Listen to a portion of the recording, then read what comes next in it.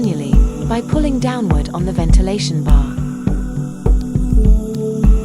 Push downwards on the T-link to reveal the reset button.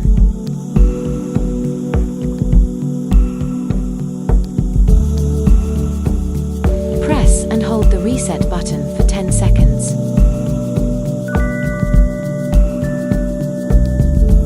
The T-link will move in and out several times before stopping and retracting fully into the motor.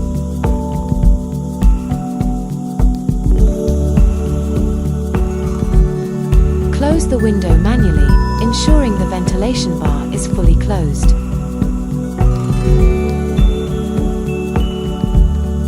If electric blinds are installed onto an electric window, the blind will also reset. It will cycle up and down several times before retracting fully open.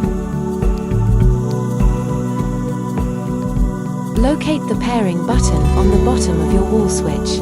Press the pairing button for 1 second to pair the window to the wall switch. Repeat the process for the blind wall switch. Press the up arrow on the window wall switch to open the window.